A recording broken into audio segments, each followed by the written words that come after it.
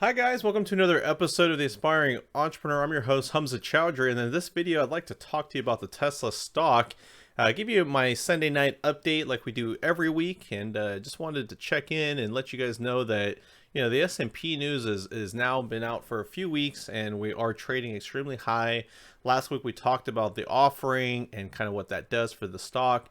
And, in general, the $5 billion offering, we know that unlike other companies that need that money to operate, when they do an offering, they're usually using that to just stay open, to pay their bills. And then Tesla, you may ask, well, the news came out, we tanked, well, like we mentioned, 40 points, and then we sort of bought back. And the reason why is Tesla isn't using that money because they're broke. They're using that money because they're growing substantially, right? They got gigafactories. Elon just moved to Austin, and he's basically out there working at their factory. And now they're taking apparently a break. And most people say, well, why would you take a break, guys? What was Elon's goal for 2020? It was 500,000 cars. So what I think, and of course this is speculation, so take it for what it's worth, is that he's probably hit that goal of 500,000 cars, right? Because we know Elon, he would push, because he mentioned, look what would happen to the Tesla stock price if we didn't hit our goals. And so with all the exciting things Tesla has, right, it's replacing those companies a couple companies, apartment investing in another company in the S&P, and the growth of the stock and all the wonderful things that Tesla is going for it. It's killing NIO in China, so I'm definitely a Tesla long over NIO any day. And so it has all these wonderful things. And what I wanted to do, of course, is just sort of review the chart and just let you know some key levels of where we should look if we're long to dip buy. I've been daily trading the stock. It's just been an absolute, fun stock to trade. I mean, you're getting not even 20 points a day. You can see here on our average true range, we're like 35 points. So if you're managing your risk, like we talk about, you understand that depending on what side of the equation you are, you can expect almost a 35-point spread on Tesla. Okay, so if you're on the wrong side of the trend, how much you can risk. And you can also see the MACD line is starting to flatten out, and you can see our momentum is starting to shift as well. And I mean, keep in mind, guys, we've had this move from 405 all the way up to over 600. And of course, we had that offering news, and then we sort of bounced back, and then we pulled back. So look at this key level here of the 590s. Okay, so you can't bottom tick Tesla. I mean, I've had some key levels before, but I've noticed that, recently especially, it's been a little harder to bottom tick Tesla. So if I'm dip buying right now in Tesla, it's definitely going to be in the 585 to 595 range. It bounced really well off that 596 on Friday. We did seem like the market really wanted to correct itself. So moving forward, if you're dip buying, definitely look at the 596 range. You can see we had this push up and a minor correction. I expect this to just continue to trend higher. There's no reason why this sort of momentum will stop.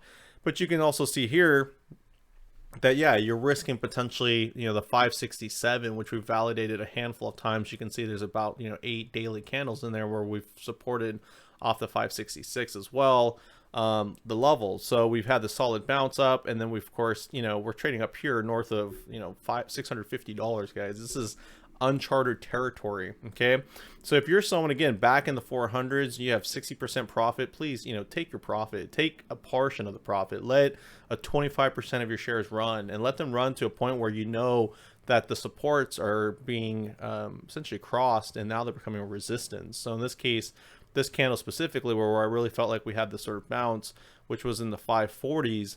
But if we start to break these levels, the 590, the 580s, and we start to flush like we did here this day after the offering at 566, and we're starting to unwind this position and starting to retest back to, like, let's say the 50-day moving average, you don't want to lose all that profit, guys. And if you're at least a holder of 100 shares, sell covered calls, guys. That's been a great passive income that we've talked about. If you own 100 shares every week, you can sell a covered call at a price that out of the money if you want, or in the money, whatever you're comfortable with, and you can make income on those shares that you own while you're waiting for this. And right now, especially after December 18th and 24th, I mean, those are going upwards of $4,000 to $6,000 to $10,000 depending on which level you're trading at. So please, definitely, if you have any questions, comments on that, throw them below, or talk to your broker, talk to someone that you trade with, because I just think there's great opportunity to make a lot of money before this S&P inclusion, just with the option play. If you own at least 100 shares, you can at least sell a contract. And I'd love to see a lot of, wonderful profits, stories that you guys may have. Please definitely share them below. And so besides that, there's really not much to talk about. Like I said, we had this, sort of lower level here that we validated in pre-market, and we had this push up, and then we, more or less traded sideways. And then, going in through the week, we, had that flush with just the general market, and of course, the sort of V-shaped recovery, and we didn't quite get up to those pre-market or the early market hour levels, but basically the 600 level's been validated several times, and I think really what we want to do is I expect us to see a bounce, if I'm dip buying again around the 590s, 580s, and then back up, testing up the highs of the 650s, and don't be surprised if we break that level as well. Okay, guys, so with that said, like I said, throw any questions or comments below. Feel free, if you did enjoy this video, to hit the like button and share it with your friends and family.